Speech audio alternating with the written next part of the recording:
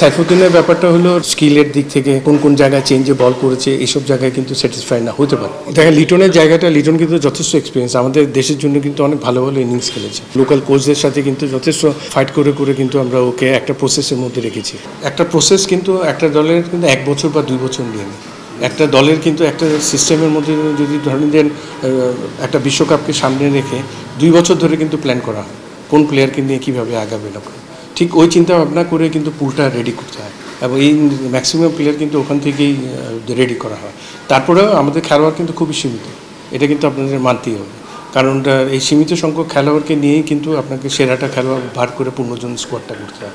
এটা কিন্তু যার কারণে দল দিতে দেরি হয় কেন, দেরিটা হয় কিছু কিছু জায়গায় আপনার ফিটনেস বা কারো ইনজুরি যদি কনসার্ন থাকে, এই জায়গায় কিন্তু পুরোপুরি আপডেট না পেয়ে কিন্তু, কারণ যেহেতু হাতের মধ্যে অনেকগুলো অপশন থাকে না, যার কারণে একটু ওয়েট করতে হয় এবং সেরা 15 জন করে কিন্তু স্কোয়াডটা দেওয়া হয়। পরিবর্তন ওইভাবে আপনাকে আমি এখন ক্যালিফিকেশন দিব না, কিন্তু এটা আমাদের সিলেকশন প্যানেল বসলে অবশ্যই আলোচনা হতো, কিছু কিছু জায়গায় হতো এবং রিজার্ভের আরেকটা খেলোয়াড় রাখা উচিত ছিল, এখানে মোসাদ্দেককে চিন্তা করে রাখা উচিত ছিল, কারণ ফার ইস্টে খেলা আছে, কারো কোনো ইনজুরি প্রবলেম হলে কোনো ব্যাটসম্যানের যদি অলরাউন্ডারের কারো কিছু হয় ইমিডিয়েট রিপ্লেসমেন্টের জন্য।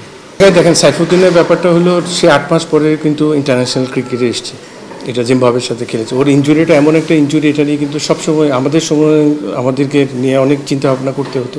এই জায়গায় এসছে, তারপরে আমার মনে হচ্ছে যে জিম্বাবুয়ের সাথে যে কয়টা ম্যাচ খেলেছে, এই জায়গায় হয়তো টিম ম্যানেজমেন্ট ওর স্কিলের দিক থেকে কোন কোন জায়গায় চেঞ্জে বল করেছে এইসব জায়গায় কিন্তু স্যাটিসফাই না হতে পারে।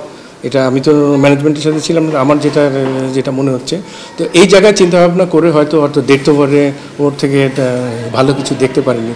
তো ওটা আমার মনে হয় ওই জায়গায় গিয়ে এটা হয়তো তানজিম সাকিবের থেকে হয়তো পিছিয়ে পড়েছে। তারপরেও দেখেন আমাদের যে 8টা ফাস্ট বোলার আছে, যাদেরকে নিয়ে আমাদের সময় থেকে আমরা চিন্তাভাবনা করতাম, আমাদের 3টা ফরম্যাটের জন্য রেডি করতাম, ওই 8 জন থেকেই কিন্তু খেলোয়াড়গুলি নেওয়া হচ্ছে। তো সুতরাং এই 8 জনই কিন্তু সেরা বোলার আমাদের এই মুহূর্তে।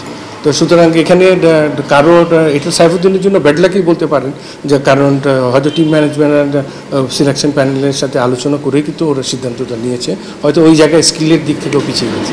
এখানে কিন্তু 4টা স্পিনার আছে এবং 4টা সিম বোলার আছে এবং যথেষ্ট ভালো কম্বিনেশন হয়েছে এই জায়গাটায়, এবং একটা এডিশনাল স্পিনার এই জায়গায় একটা ব্যাটসম্যান আসতে পারতো, কারণ এখানে হয়তো চিন্তাভাবনা করেছে যেহেতু আপনার অনেক দূরে খেলা এবং এখানে অ্যাডজাস্টমেন্টের ব্যাপার আছে, খুব তাড়াতাড়ি যদি ওখানে, কারণ ইউএসএ এমন একটা জায়গা, আপনার 96-এ আমরা খেলতে গিয়েছি, এটার পরে কিন্তু আর কোনো দলই কখনো ক্রিকেট খেলেনি। তো সেই জায়গায় কিন্তু আপনার ড্যালাসে যে ওয়েদার কন্ডিশন, আপনি নিউ ইয়র্কে গিয়ে কিন্তু একই কন্ডিশন পাবেন না, পুরো অনেক তফাৎ।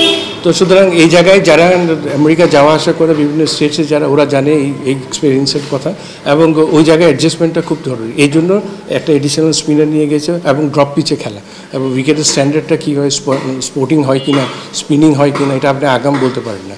যেহেতু একটা আইডিয়াটা হবে, যেহেতু আপনার ওখানে 3টা ইউএসএর সাথে ম্যাচ আছে, এগুলি খেলার পরে ওই আইডিয়াটা তখন বুঝতে পারবেন, তখন টিম ম্যানেজমেন্ট ডিসিশন নিতে পারবে যে কোন দিকে যাবে। হ্যাঁ অবশ্যই, ওকে কিন্তু আপনার প্রায় 2-3 বছর ধরেই কিন্তু আমরা কিন্তু যথেষ্ট লোকাল কোচদের সাথে কিন্তু যথেষ্ট ফাইট করে করে কিন্তু আমরা ওকে একটা প্রসেসের মধ্যে রেখেছি, এবং এখানে অবশ্যই ওর ব্যাপারে কিন্তু আরেকটা পজিটিভ আমাদেরকে সবসময় মানে ইতিবাচক নির্দেশগুলি আমরা পেয়েছি।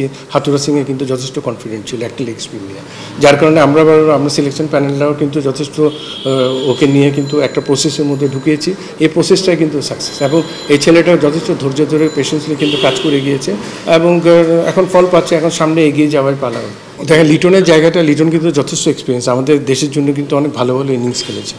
ক্রিকেটারদের কিন্তু আপস অ্যান্ড ডাউন আছে পারফরমেন্সে, সবসময় কিন্তু গ্রাফটা একই জায়গায় থাকে না, এটা মাথায় আছে, এবং ওর যে এক্সপিরিয়েন্স আছে, হয়তো টিম ম্যানেজমেন্ট এবং সিলেকশন প্যানেল মনে করেছে যে ওর এক্সপিরিয়েন্সটাকে নিয়ে যায়, কারণ একটা স্কোয়াডের সেকেন্ড উইকেট কিপারও দরকার, কনকাশনের ব্যাপার আছে, তো সেই চিন্তা করে ওর এক্সপিরিয়েন্সের জন্য আমার মনে হয় দলে ইনক্লুড করেছে। বাট ওভারঅল ব্যাটিং বোলিং সব দিক দিয়ে কিন্তু দল একটা ব্যালেন্স দল, এবং আমি যথেষ্ট কনফিডেন্ট এরা যদি রাইট টাইমে রাইট জিনিস এবং প্র্যাকটিস ম্যাচগুলি তাড়াতাড়ি যদি ওয়েদার কন্ডিশনের সাথে মানিয়ে নিতে পারে, ইনশাল্লাহ আশা করি যে ভালো কিছু হয়তো বিশ্বকাপে আমরা দেখতে পাবো। বা যেহেতু 2 জন প্লেয়ার নিয়ে যাচ্ছে ওখানে, আর একজন অ্যাডিশনাল প্লেয়ার নিলেও অসুবিধা ছিল না। 18 নম্বরটা অবশ্যই আমি মনে করেছিলাম যে 18 মোসাদ্দেকরে রাখবে, মোসাদ্দেকের কথা, কারণ ও অলরাউন্ডার এবং ডিপিএলটাও যথেষ্ট ভালো ক্রিকেট খেলেছে এবং ওর 2022-এর ওয়ার্ল্ড কাপের কিন্তু যথেষ্ট এক্সপিরিয়েন্স আছে এবং one of the good best performer ছিল ওখানে, ওর এক্সপিরিয়েন্সটা আছে।